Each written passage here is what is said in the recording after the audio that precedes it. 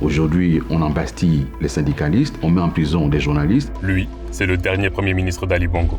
Il a été à la tête du gouvernement gabonais jusqu'au coup d'État militaire du 30 août 2023. Nous sommes aujourd'hui, je peux le dire, la seule constitution au monde qui met tous les pouvoirs entre les mains du seul président, qui est président de la République, qui est chef du gouvernement. Aujourd'hui, il prône ce qu'il appelle une rupture crédible pour le Gabon, qui s'oppose ouvertement au régime de Brice Oligui Nguema. On a l'impression, quand vous parlez, que vous décrivez, ou en tout cas vous dépeignez, un régime dictatorial. Et c'est le cas. C'est le cas au Gabon. Absolument. Avec un discours tranchant, il dénonce, accuse et assume sa position. Vous dites que le président Brice Oligui Nguema n'a pas de projet. Quel est le vôtre ? D'abord, lorsque je dis qu'il n'a pas de projet, c'est une réalité. Vous ne craignez pas pour votre sécurité avec tout ce que vous dites ? Bien sûr qu'il y a des possibilités d'être emprisonné, d'être menacé. Des menaces, j'en subis. Vous savez des menaces de la part de qui ? Du chef de l'État lui-même. Directement ? Oui. Monsieur le ministre, bonjour. Bonjour. Alors, vous êtes ancien Premier ministre du Gabon, vous avez été ministre de la Communication, porte-parole du gouvernement sous Ali Bongo. Vous vous présentez comme une alternative crédible au pouvoir actuel. Qu'est-ce que ça veut dire concrètement ? Concrètement, ça veut dire qu'on a un pouvoir, en fait, qui a présenté aux Gabonais une façade et qui se révèle en réalité être une reproduction de l'ancien système que les Gabonais ne veulent plus. En fait de changement, il a procédé à un remplacement. Ali Bongo n'est plus là, mais le système est le même. Omar Bongo était parti, le système est le même. Et donc moi, je vais incarner avec mes amis, avec ceux qui travaillent autour de nous, une alternative crédible. Alternative parce que l'alternance ne suffit pas. Il peut y avoir alternance et continuité. L'alternative, c'est pouvoir se dire, oui, le Gabon existe, il y a des hommes et des femmes qui sont là, qui ont une expérience et qui proposent un autre chemin, une autre possibilité. Donc pour vous, aujourd'hui, l'alternance, en tout cas le pouvoir du président Oligui Nguema n'est pas crédible. D'abord parce que c'est une continuité qui est naturelle, parce que c'est quelqu'un du système. Il a créé un parti politique au sein duquel on retrouve tous ceux qui ont accompagné Omar Bongo et Ali Bongo. Dans son gouvernement, il y a ceux qui étaient là depuis Ali Bongo. Il a autour de lui à la présidence ceux qui étaient là avec Omar Bongo. Il y a à ses côtés dans les institutions. Et donc ça montre bien, au-delà de la question des visages, la pratique. Vous avez été vous aussi un visage, vous avez eu un passé politique qui a été rattaché au régime Bongo, notamment Ali Bongo. Comment est-ce que vous comptez convaincre, vous qui avez aussi incarné ce pouvoir dont le peuple gabonais ne voulait plus?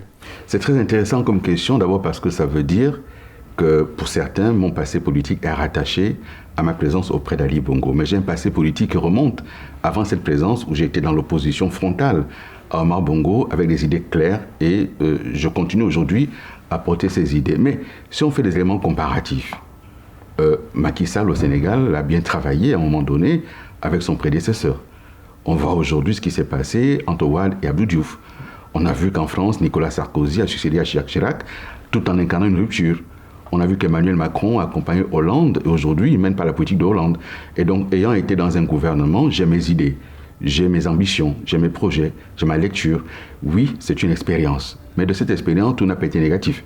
Il y a du positif que je retiens et le négatif, on le corrige. Quand est-ce que vous avez décidé justement de consommer cette rupture avec l'ancien régime? Je vous surprendrai peut-être, mais Ali Bongo déjà savait quelles étaient mes ambitions, quelle était ma pensée politique. Et l'actuel président le sait également.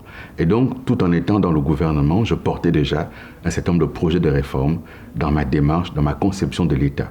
Et dans ma démarche avec les Gabonaises et les Gabonais, lorsque je suis Premier ministre, je propose un triptyque. Le patriotisme, le pragmatisme et la proximité, lié à la connaissance que j'avais du pays et lié aussi à la connaissance que j'ai des Gabonaises et des Gabonais. Et donc, ce qui se passe en réalité, c'est que ce que je propose aujourd'hui publiquement, je l'incarnais déjà à l'intérieur. Mais c'était dans un cercle donné. C'était une convention. Il ne fallait pas faire trop de bruit, c'est vrai, mais je le disais à l'intérieur. Aujourd'hui, je suis libéré de cela et j'incarne cette voie différente. Le système actuel, malheureusement, a promis une chose, mais n'est pas en capacité de la réaliser. Parce qu'en fait, c'est une continuité. La continuité, non pas historique, mais la continuité programmatique et de gestion de l'État. Vous dites que le président Brice Oligui Nguema n'a pas de projet. Quel est le vôtre? D'abord, lorsque je dis qu'il n'a pas de projet, c'est une réalité. Nous sommes aujourd'hui, à presque 8 mois après son élection, on en est encore à demander aux Gabonais de valider ce qu'il a à proposer. On en est encore à tâtonner, à bricoler sur un budget, etc. Mon projet, il est clair. Déjà, j'ai proposé une partie durant la présidentielle de 2025 où il s'agissait de réformer totalement l'État, de réformer les institutions, de se séparer des institutions qui ne portent pas aujourd'hui de de crédibilité et où on n'a pas d'efficacité de l'action. Le Sénat au Gabon n'a aucun intérêt. Le Conseil économique et social au Gabon n'a aucun intérêt. Pourquoi? Parce que le Sénat et l'Assemblée nationale font exactement la même chose.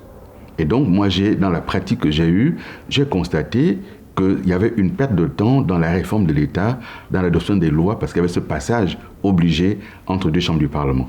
Et donc, dans un contexte contraint, il fallait donner une priorité à l'investissement, une priorité à la jeunesse. Nous avons un pays aujourd'hui qui est à majorité composé de jeunes âgés de 15 à 35 ans, et cette jeunesse a besoin d'être prise en main, d'être prise en charge dans sa formation, dans son éducation, dans l'emploi, dans les loisirs, le sport et la culture. En parlant justement des institutions, vous descendez souvent la constitution gabonaise. Pourquoi, pour vous, elle n'est pas crédible, elle doit être réformée? D'abord, je crois que c'est une urgence nationale de réformer cette constitution. Elle a été adoptée dans l'émotion, dans la foulée du coup d'État. La plupart des compatriotes n'ont pas examiné, n'ont pas lu cette constitution. Nous sommes aujourd'hui, je peux le dire, la seule constitution au monde qui met tous les pouvoirs entre les mains du seul président, qui est président de la République, qui est chef de l'État, qui est chef du gouvernement, qui est chef des armées, qui préside le Conseil supérieur de la magistrature et qui peut dissoudre l'Assemblée nationale. Et lui-même, aujourd'hui, n'incarne pas une séparation des pouvoirs. Il peut à tout moment appeler un juge d'instruction pour dire « mettez-moi un tel en prison ». Aujourd'hui, on embastille les syndicalistes, on met en prison des journalistes. Et donc, il faut réformer cette constitution pour trois choses fondamentales. Premièrement, il faut à nouveau que le pouvoir exécutif ne soit pas entre les mains d'un seul. Je plaide pour qu'il y ait à nouveau un premier ministre, chef du gouvernement, responsable devant le Parlement et devant le chef de l'État, et qui conduit la politique de la nation.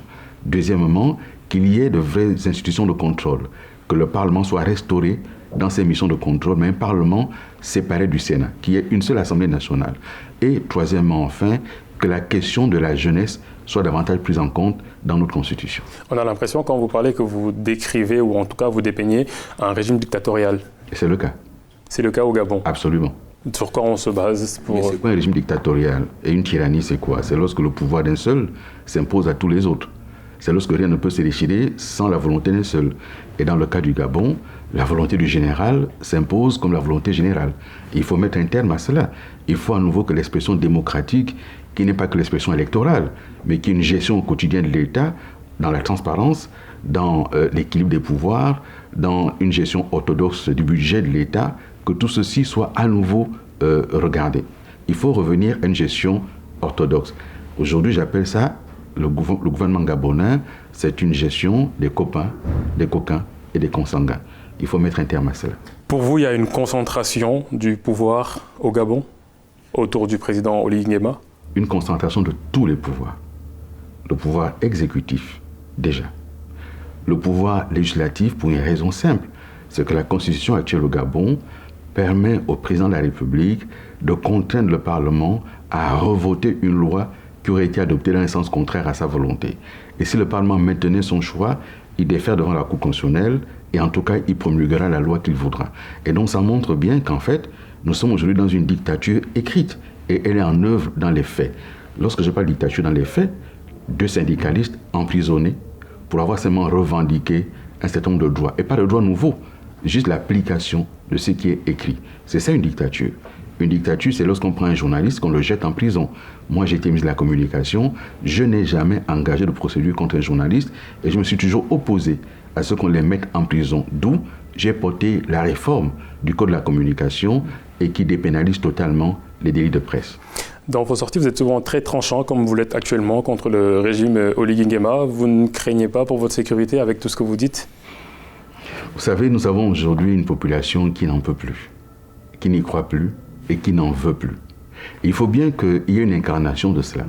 Et cette incarnation va au-delà des craintes personnelles. Bien sûr que c'est difficile. Bien sûr qu'il y a des possibilités d'être emprisonné, d'être menacé. Des menaces, j'en subis. Vous avez des menaces de la part de qui? Du chef de l'État lui-même. Directement? Oui. Et cela ne vous inquiète pas sur la suite politique ou sur vos projets, sur votre sécurité? Je pense que chacun doit mesurer son risque. Je prends le mien, il doit mesurer le sien. Quels sont les sacrifices personnels que vous êtes prêts à faire? Et les sacrifices ont déjà commencé. Je me déplace sur le terrain, j'essaie de structurer quelque chose. Une partie de l'opposition a récemment appelé à un rassemblement. Je vais y répondre. Nous allons essayer d'organiser un rassemblement de l'opposition, en tout cas un front uni de l'opposition, et nous sommes prêts, non pas à aller affronter des fusils, mais nous sommes prêts à affronter notre destin. Comment dialoguer avec une personne qui vous menace? D'abord parce que la menace est toujours le signe d'une fragilité. Lorsqu'on menace, c'est qu'on n'est pas sûr de soi. Lorsqu'on menace, c'est qu'on se rend compte que l'exercice est plus difficile qu'on l'imaginait. Le pouvoir, c'est incandescent. Il faut de temps en temps, et c'est pour ça qu'il y a la question du partage de responsabilités. Aujourd'hui, il est confronté à la réalité de l'exercice du pouvoir. Cela veut dire que tous les jours que Dieu fait, il y a 2 500 000 Gabonais qui attendent 2 500 000 réponses à leurs questions. Il faut pouvoir trouver des éléments. Et il n'a pas d'orientation, il n'a pas de vision. Et ensuite, je pense que, et je l'ai proposé, nous devons aujourd'hui aller vers les États généraux de la nation. Ça veut dire que nous devons remettre en cause l'ensemble de notre processus d'évolution jusqu'à présent, de nos institutions, de notre administration, de notre économie. 35 ans après l'indépendance, le Gabon est toujours assis sur 3 matières premières d'exportation, le pétrole, le manganèse, le bois. Il y a très peu de diversification. Il n'y a pas d'agriculture, il n'y a pas d'industrie, les PME sont très fragiles. Et donc, il faut regarder tout ce processus en toute lucidité. Et moi, je l'interpelle, lui en tant que chef de l'État, pour lui dire au-delà de ta personne et de ton régime, c'est la question du Gabon qui doit nous importer et il faut donc pouvoir discuter Gabon. Vous avez parlé du secteur de l'hydrocarbure qui traverse une crise. Le secteur de l'éducation également traverse une crise au Gabon actuellement avec la grève des enseignants depuis quelques mois. Quelle est votre analyse par rapport à ces situations? Sur la grève de l'éducation, les enseignants ne demandent pas de droits nouveaux. Ils demandent l'application de la loi et de ce qui est prévu par les textes. Je recommande au gouvernement, même s'il y a des difficultés actuelles et qui sont liées à sa gestion, il faut discuter, il faut dialoguer, il faut trouver une issue pour nos enfants, pour le système d'éducation gabonais, d'enseignement gabonais et pour les enseignants. Pour ce qui est de la crise du pétrole, le Gabon dépend encore aujourd'hui pour son budget de 40% des ressources pétrolières. Et les exportations du pétrole représentent encore à ce jour 60% de nos biens d'exportation. Il faut pouvoir diversifier l'économie pour être moins dépendant des chocs extérieurs. Là, on vit un contre-choc avec un budget qui a été adopté au Gabon à presque $80 le baril. Il est aujourd'hui en dessous de $65. Et donc, il va y avoir une réduction mécanique des ressources de l'État. Et également, revoir les relations avec l'ancienne puissance coloniale, les rééquilibrer, et puis assumer nos leaderships politiques et diplomatiques en Afrique centrale. En parlant du choix des partenaires, vous avez soulevé la question. Certaines personnes pensent qu'en tout cas, vous avez aussi des relations avec la France. Qu'est-ce que vous répondez à cela? Mais vous savez, on ne jette pas 65 ans de relations comme ça à la rivière. Mais il ne s'agit pas d'une relation de suzeraineté. Il s'agit d'une relation équilibrée. Oui, moi j'ai des relations avec des officiels français, avec les milieux d'affaires en France, mais ça ne veut pas dire que je suis soumis au diktat des officiels français. Mais il faut bien pouvoir discuter. Ma dernière question, c'est sur la rupture, celle que vous incarnez. Comment est-ce qu'elle se matérialise, cette rupture, selon vous? La rupture n'est pas un vain mot.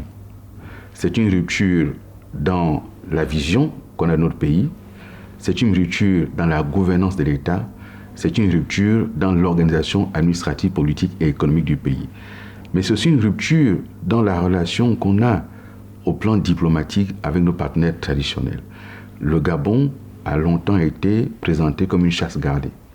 Il s'agit aujourd'hui non pas de mettre à la porte nos partenaires, mais de nous asseoir en toute objectivité, en toute lucidité, pour leur dire, écoutez, sur tel aspect, on peut rééquilibrer de telle et telle manière, sur tel autre, on peut rééquilibrer et assumer cette souveraineté du choix d'un État qui peut se dire j'ai tel partenaire, mais je veux aussi tel autre partenaire.